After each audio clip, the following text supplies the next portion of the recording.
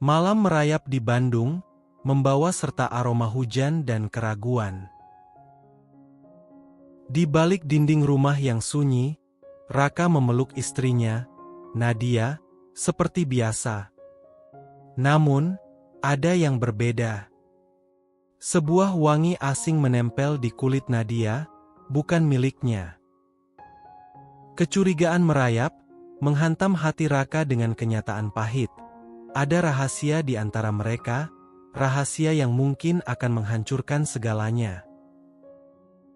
Hujan rintik turun membasahi jalanan kota, memantulkan pijar lampu kota menjadi titik-titik cahaya yang menari di aspal basah.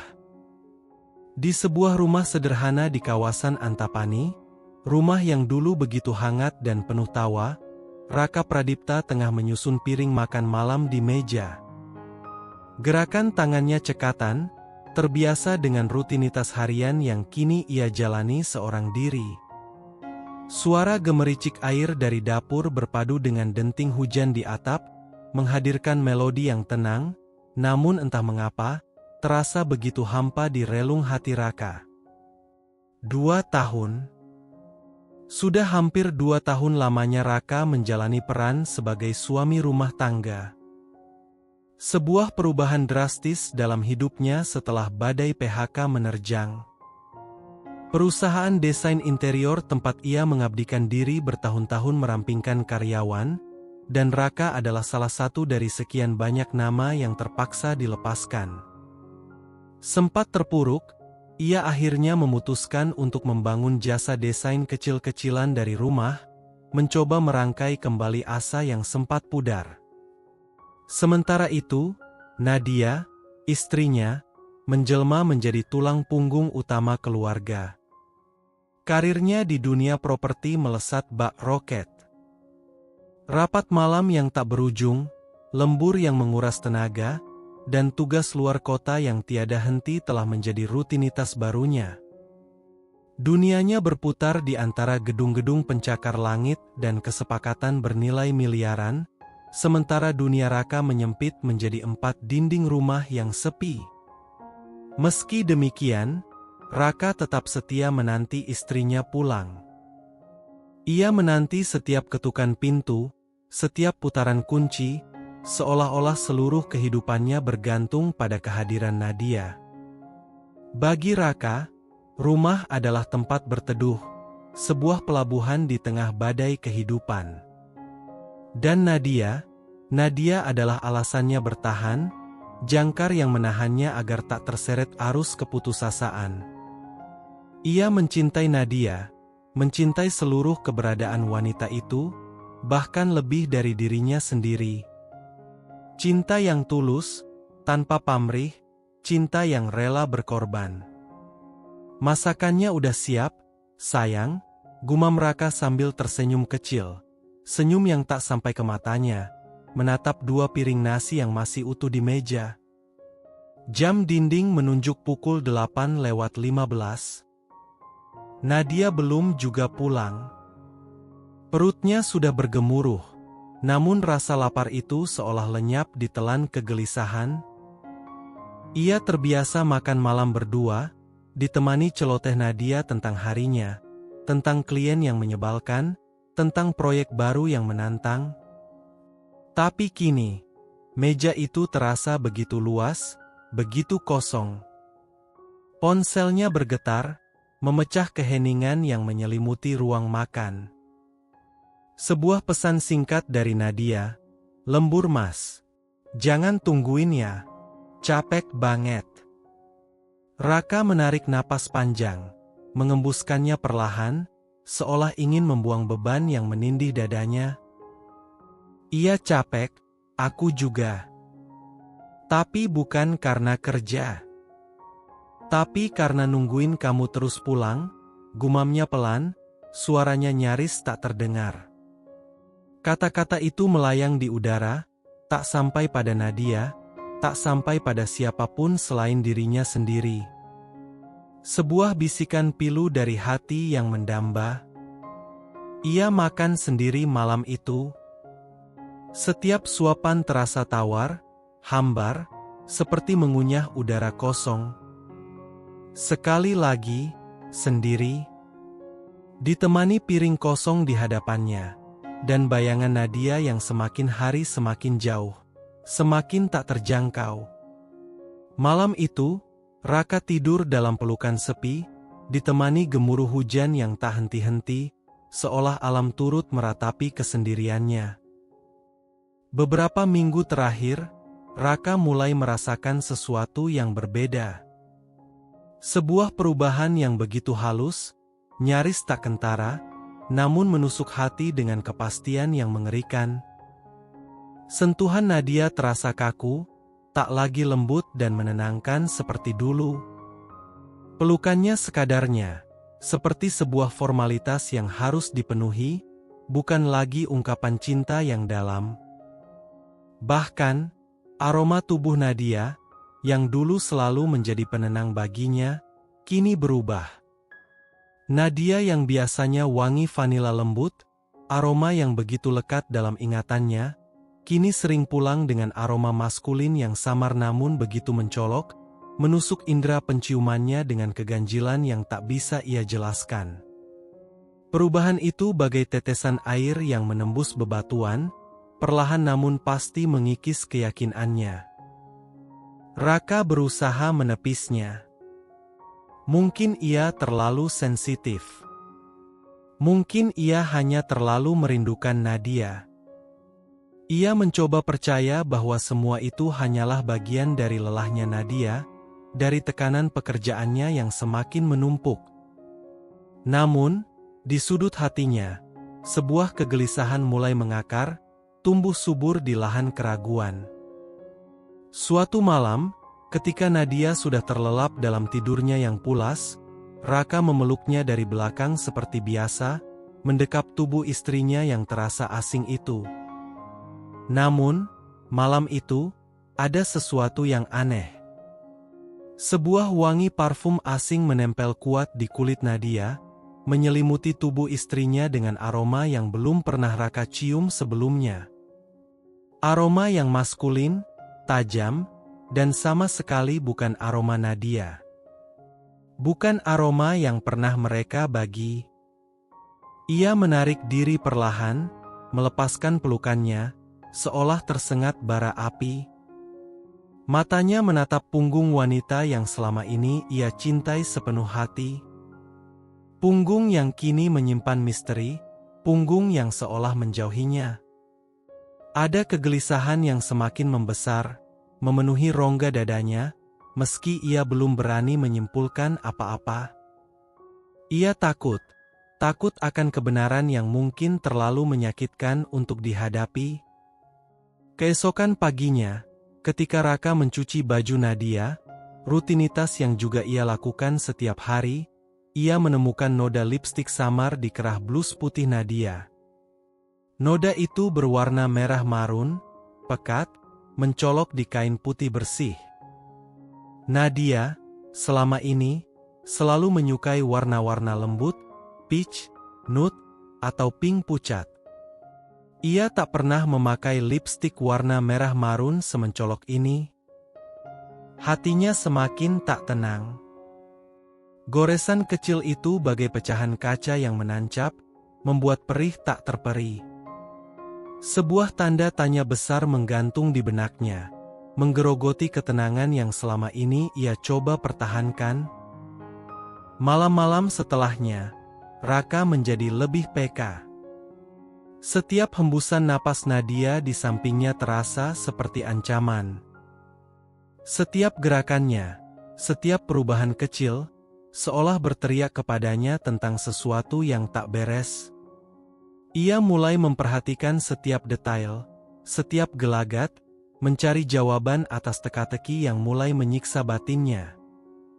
Ia merasa seperti seorang detektif yang tengah menyelidiki kasus terbesar dalam hidupnya, kasus yang melibatkan hati dan kepercayaannya.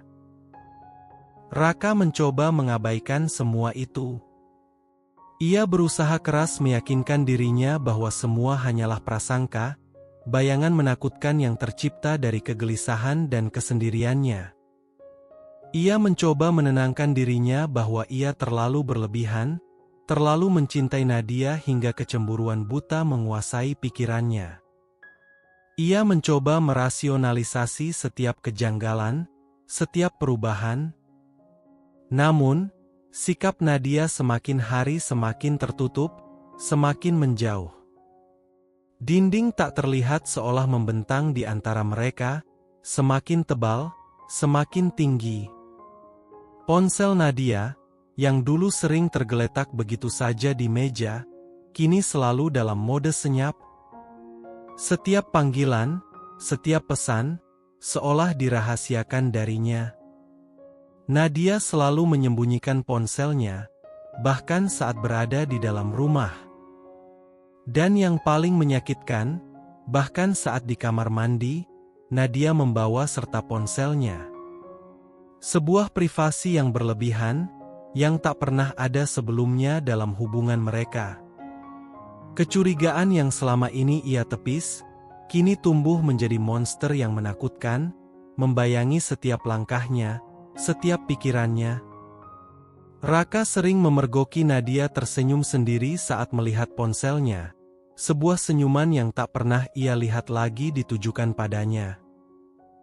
Senyuman yang entah mengapa, terasa asing dan menyakitkan. Ada kalanya, Nadia terburu-buru menghapus notifikasi atau mengunci layar ponselnya saat Raka mendekat. Gerakan refleks yang begitu cepat, begitu mencurigakan. Setiap tindakan kecil itu, setiap perubahan itu, menusuk hatinya, mengoyak kepercayaannya sedikit demi sedikit. Suatu malam, ketika keheningan mencekam menyelimuti rumah, Nadia menerima telepon. Wajahnya yang biasanya tenang, tiba-tiba dilanda kepanikan yang tak bisa ia sembunyikan.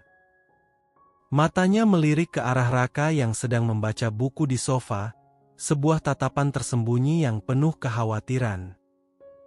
Tanpa sepatah kata pun, ia langsung menuju balkon, menjauh dari jangkauan Raka, dan berbicara dengan suara lirih yang nyaris tak terdengar.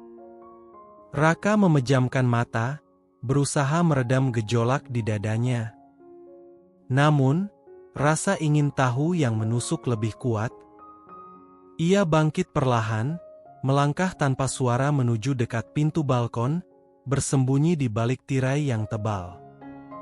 Dari sana, ia bisa mendengar sayup-sayup suara Nadia, meskipun tidak jelas. Ia mencoba menangkap setiap kata, setiap nada, setiap intonasi yang keluar dari bibir istrinya. Iya, jangan sekarang.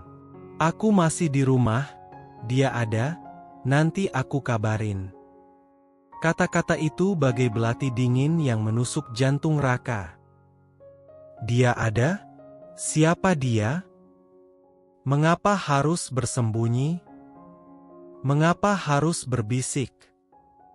Dada Raka sesak, tangannya menggenggam dada kirinya, seolah ingin meredam detak jantungnya yang berdegup tak beraturan, berpacu dalam irama panik. Keringat dingin mulai membasahi pelipisnya. Nama siapa yang Nadia lindungi di telepon itu? Kenapa harus sembunyi-sembunyi? Pertanyaan-pertanyaan itu berputar-putar di kepalanya, menghantamnya dengan kenyataan yang semakin jelas, semakin tak terbantahkan. Sebuah kebenaran yang terasa begitu pahit, begitu menghancurkan. Malam itu, Raka tak bisa tidur. Ia berbaring di samping Nadia, menatap langit-langit kamar yang gelap, sementara air mata mengalir perlahan membasahi bantal. Ia merasa sendiri, benar-benar sendiri, di tengah rumah yang seharusnya menjadi tempat paling aman baginya. Dinding-dinding itu seolah menjadi saksi bisu dari keretakan yang semakin dalam-dalam pernikahannya. Matahari pagi menyapa dengan sinarnya yang cerah, namun bagi Raka, hari itu terasa begitu gelap, begitu kelabu. Setelah malam tanpa tidur yang penuh dengan pergulatan batin, Raka memutuskan. Ia tidak bisa lagi lari dari kenyataan. Ia harus tahu. Ia harus melihat dengan matanya sendiri. Apapun yang akan terjadi, ia harus siap. Hari itu, Raka memutuskan untuk mengikuti Nadia secara diam-diam. Nadia berpamitan akan rapat dengan klien di salah satu hotel mewah di kawasan Dago, jantung kota Bandung. Suaranya terdengar normal, senyumnya pun seperti biasa, namun Raka tahu, ada sesuatu yang berbeda di balik topeng itu. Ia mengangguk, pura-pura percaya, sementara hatinya berteriak penuh kecurigaan. Begitu Nadia pergi, Raka segera bersiap. Ia mengenakan jaket kesayangannya yang berwarna gelap, menutupi sebagian wajahnya dengan masker, seolah ingin menyamarkan identitasnya dari dunia. Ia memanggil ojek online, memberikan alamat hotel yang disebutkan Nadia. Perjalanan itu terasa begitu panjang, setiap detik terasa seperti jam. Debaran jantungnya semakin kencang, seiring dengan semakin dekatnya ia pada kebenaran yang mungkin akan menghancurkannya. Setibanya di dekat hotel, Raka turun dari ojek, bersembunyi di balik kerumunan orang yang berlalu lalang. Matanya mencari-cari, menyusuri setiap mobil yang berhenti di lobi hotel. Dan kemudian, pandangannya terkunci. Sebuah mobil mewah berwarna hitam berhenti tepat di depan pintu masuk. Jantungnya serasa berhenti berdetak. Dari kejauhan, dia melihat Nadia turun dari mobil itu. Bukan sopir kantor, bukan rekan kerja. Pria itu, seorang pria tinggi dengan setelan rapi, turun dari kursi pengemudi, membukakan pintu untuk Nadia dengan senyum ramah. Senyum yang begitu akrab, begitu dekat, senyum yang tak pernah Raka lihat lagi di wajah Nadia untuk dirinya. Mereka masuk hotel bersama. Tidak dengan tergesa-gesa, tidak dengan raut wajah penuh kekhawatiran. Tidak dengan rasa bersalah yang terpancar sedikit pun. Mereka berjalan beriringan, seolah sepasang kekasih yang tengah dimabuk asmara. Bahu mereka bergesekan. Tawa renyah Nadia terdengar samar, melayang di udara, menusuk telinga Raka. Dan kemudian, seperti pukulan palu godam yang menghantam dadanya, Raka melihat pria itu merangkul pinggang Nadia. Tangan pria itu melingkar erat di pinggang istrinya, menarik Nadia lebih dekat, seolah tidak ada jarak yang seharusnya ada di antara mereka. Sebuah sentuhan yang begitu intim, begitu posesif. Raka berdiri terpaku. Kakinya seolah terpasung di tanah, tak mampu bergerak. Matanya terasa panas, perih, namun tak ada air mata yang mampu keluar. Dadanya sesak, napasnya tercekat di tenggorokan. Semua yang selama ini dia tahan, semua keraguan, semua prasangka, semua kegelisahan, hancur seketika di depan matanya sendiri. Sebuah kenyataan yang begitu telanjang, begitu kejam. Ia tidak masuk ke hotel. Ia tidak membuat keributan. Ia tidak berteriak, tidak marah, tidak melampiaskan sakit hatinya. Ia hanya memutar tubuhnya, berjalan gontai menjauhi keramaian, menjauhi pemandangan yang telah menghancurkan dunianya. Ia memanggil ojek lagi, kembali ke rumah mereka yang dingin dan sepi. Rumah yang kini terasa seperti kuburan bagi hatinya. Setibanya di rumah, Raka menjatuhkan dirinya ke sofa, menatap langit-langit kamar yang memudar. Di sanalah ia duduk, di tengah kehampaan yang tak terhingga, dan menangis. Menangis tanpa suara, tanpa isak. Air mata mengalir deras dari matanya, membasahi pipinya, membasahi kenangan-kenangan manis yang kini terasa begitu pahit. Setiap tetesan air mata adalah perwujudan dari kepingan hatinya yang hancur berkeping-keping. Dunia Raka runtuh. Ia merasa kosong, hampa, tak berdaya. Pagi itu, Raka bangun dengan mata bengkak dan kepala berdenyut. Namun, ada sebuah ketenangan aneh yang menyelimuti dirinya. Semalam, ia telah mencapai titik terendah. Kini, hanya ada satu jalan, bangkit dan melangkah. Ia tahu, ia harus melepaskan. Bukan hanya Nadia, tetapi juga semua harapan, semua mimpi yang telah mereka bangun bersama. Ia menuju meja makan, mengambil selembar kertas putih dan pena. Tangannya gemetar saat mulai menulis, namun setiap kata yang terukir adalah perwujudan dari luka yang dalam, dari keputusan yang telah ia ambil.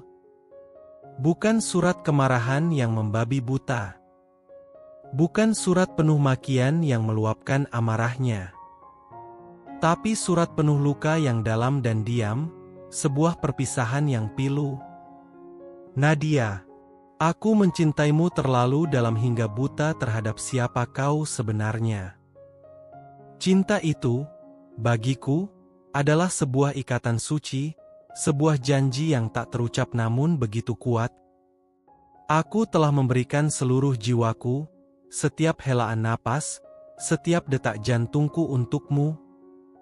Aku telah menjagamu, melindungimu, mencintaimu dengan segenap keberadaanku. Namun, cinta itu kini telah menjadi belenggu, memenjarakanku dalam sangkar kesedihan dan pengkhianatan. Aku melihatmu, mendengar tawamu, merasakan sentuhanmu, namun semua itu kini terasa seperti fata morgana. Wangi tubuhmu, yang dulu menjadi penenang bagiku, kini membawa aroma asing yang menusuk hati.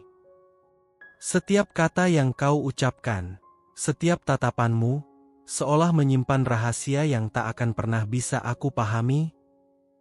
Aku tahu, cinta seharusnya membebaskan, bukan membelenggu.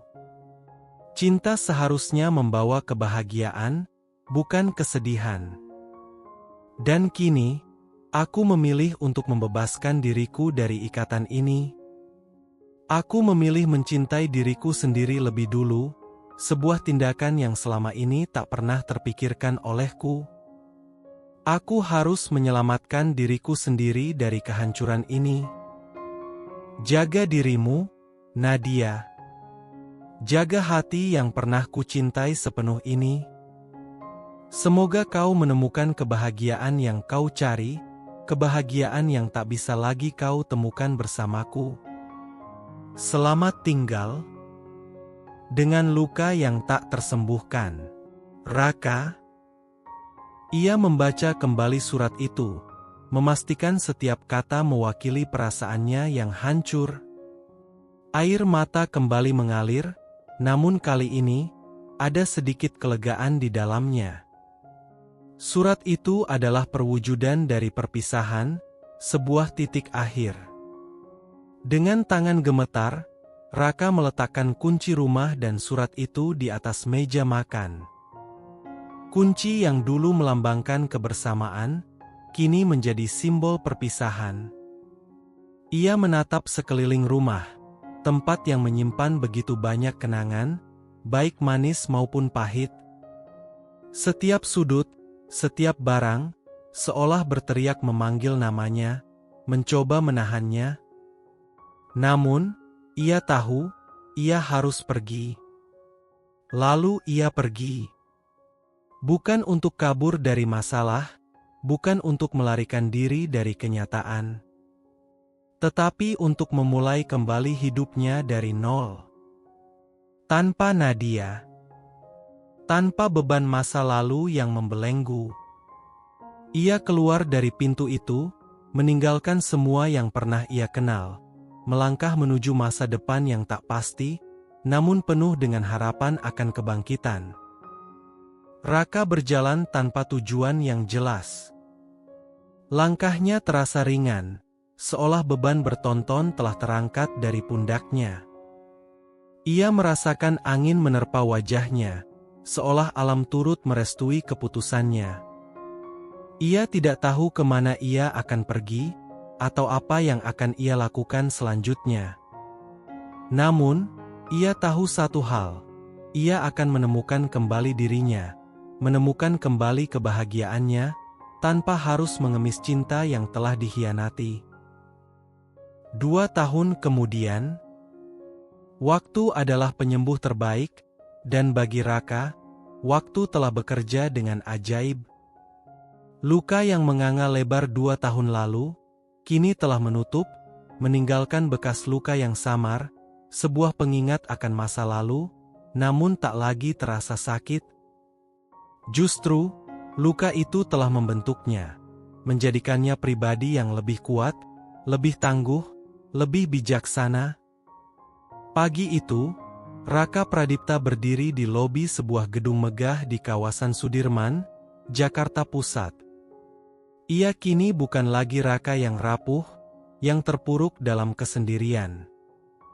Kini ia adalah pemilik firma desain interior yang sukses, namanya dikenal di kalangan elit Jakarta.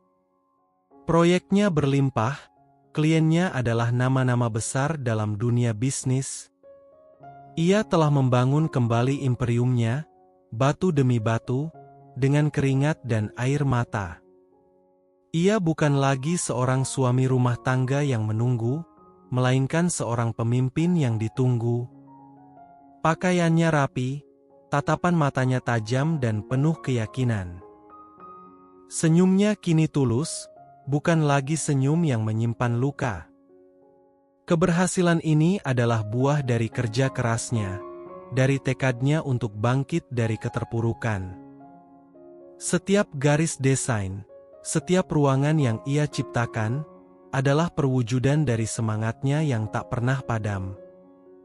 Saat sedang meninjau proyek perumahan elit di salah satu kawasan baru di Bandung, sebuah proyek prestisius yang ia tangani langsung, Raka melihat sosok wanita berdiri di dekat showroom. Sebuah siluet yang begitu dikenalnya, bahkan dari kejauhan.